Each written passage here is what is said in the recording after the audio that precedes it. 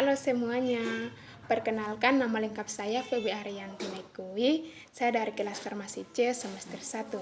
Pada kesempatan ini saya akan menjelaskan tentang titrasi asidimetrik. Yang pertama, pengertian dari titrasi asidimetrik. Titrasi asidimetrik merupakan teknik analisis volumetri titrasi di mana larutan yang bersifat asam digunakan sebagai larutan titrasi yang telah diketahui konsentrasinya. Biasanya juga disebut dengan larutan standar. Karena ini merupakan titrasi asam basa, tentunya larutan analit yang akan diuji bersifat sebaliknya, yakni bersifat basa, hingga akan terjadi suatu reaksi penetralan dalam proses titrasi itu sendiri. Sama seperti pada jenis titrasi lainnya. Prinsip dari titrasi asam basa asidimetrik secara umum yaitu penentuan konsentrasi suatu larutan analit berdasarkan jumlah mol larutan standar yang digunakan dalam proses titrasi. Jumlah mol larutan standar yang digunakan untuk bereaksi sama dengan jumlah mol senyawa dalam larutan analit yang diuji. Yang kedua, kita akan mengetahui tentang tujuan dari titrasi asidimetrik.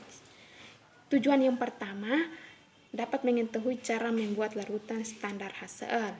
Yang kedua, dapat mengetahui standarisasi larutan HCl.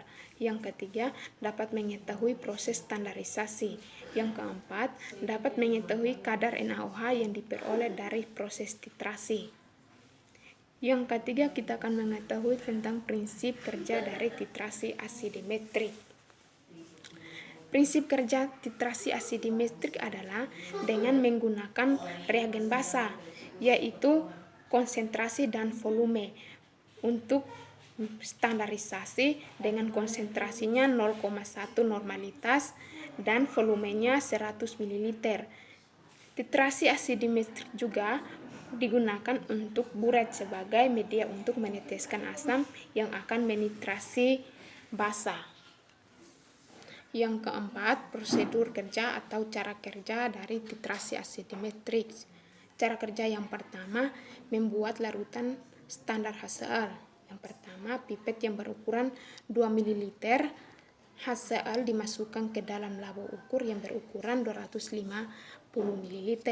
Yang kedua, tambahkan Aguades hingga tanda batas dan tutupkan botol dan dihomogenkan. Cara kerja yang kedua, standarisasi larutan HCl dengan boraks. Yang pertama, timbangkan 9,55 boraks larutan dengan Aguades ke dalam labo ukur yang berukuran 200 ml. Yang kedua, pipet yang berukuran 25 ml larutan boraks ke dalam alaman jar. Yang ketiga, tambahkan 2 tetes indikator. Cara kerja yang ketiga atau yang terakhir, penetapan kadar NaOH.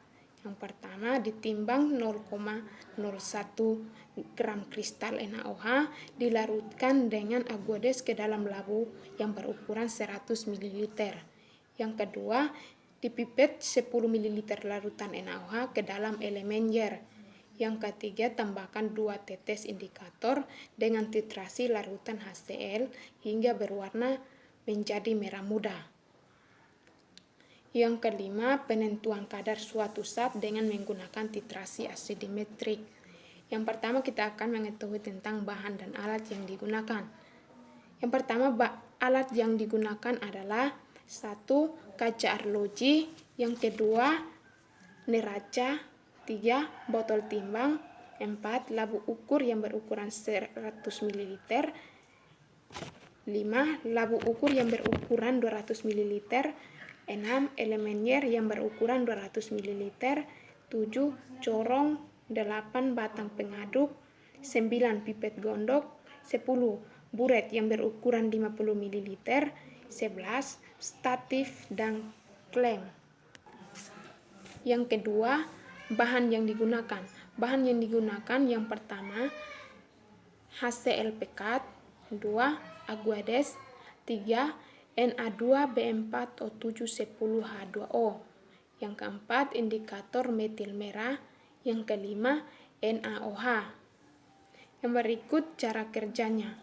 Cara kerja yang pertama adalah Penentuan kadar NaOH dimulai dari pembuatan larutan NaOH sebanyak 0,01 gram kristal NaOH dilarutkan dalam labu ukur yang berukuran 10 ml hingga tanda batasnya. Cara kerja yang kedua dilanjutkan dengan metode titrasi. NaOH sebanyak 10 ml dimasukkan ke dalam elemenyer sebagai titran. Yang ketiga, tambahkan indikator metil merah. Yang keempat, HCl dimasukkan ke dalam buret dengan menggunakan corong kaca agar larutan dari HCl tidak tumpah. Dalam perhitungan kadar dapat menggunakan rumus persen dalam kurung B per V sampel sama dengan N kali BM kali dengan dalam kurung 10 per 100 kali dengan 100%.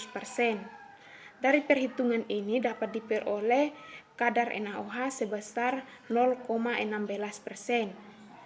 Reaksi dari proses titrasi asidimetrik ini adalah NaOH ditambah HCl menghasilkan NaCl ditambah H2O.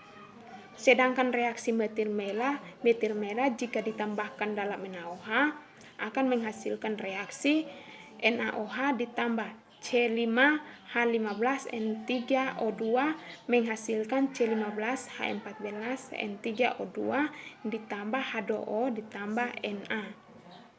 Inilah hasil materi saya. Sekian dan terima kasih.